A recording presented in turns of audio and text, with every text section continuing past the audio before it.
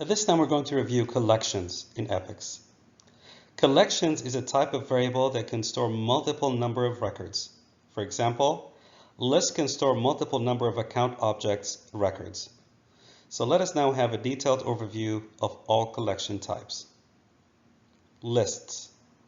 Lists can contain any number of records of primitive, collections, Salesforce objects, user-defined, and built-in epics type. This is one of the most important type of collection, and also it has some system methods which have been tailored specifically to use with list. List index always starts with 0. This is synonymous to the array in Java. A list should be declared with the keyword list. So we can look at the example. And in the example, list, which contains the list of a primitive data type, which is string, that is the list of cities. Declaring the initial values of list is optional. However, we will declare the initial values here. Following is the example which shows the same. List of accounts. Within the object, Salesforce object, we can declare the nested list as well. It can go up to 5 levels. This is called the multi-dimensional list. This is the list of set of integers. List can contain any number of records, but there is a limitation on heap size to prevent the performance issues and monopolizing the resources.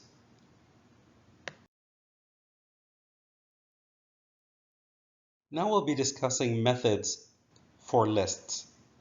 There are methods available for lists which can be utilized while programming to achieve some functionalities like calculating the size of list, adding an element, and so on.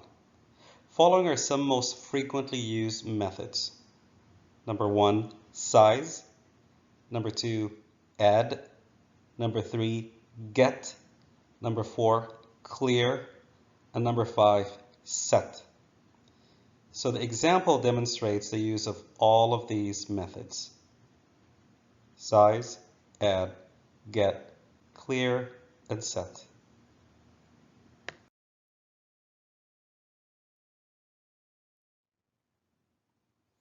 In the lower example, it is not general practice in epics programming. However, you can use the array notation as well to declare the list.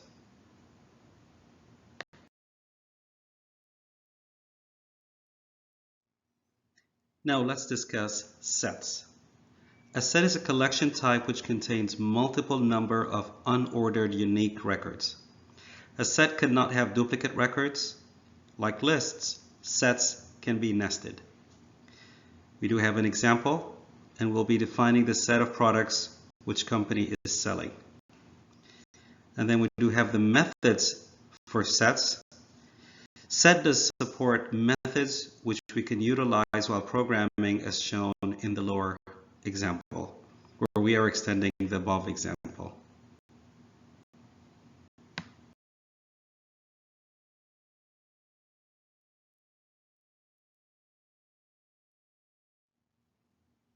Now let's move to maps.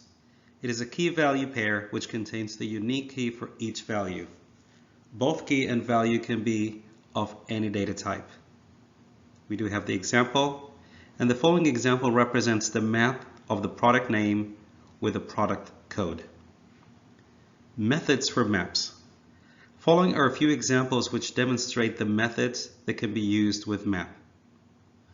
Remember that map values may be unordered, and hence we should not rely on the order in which the values are stored and try to access the map always using keys. Map value can also be null.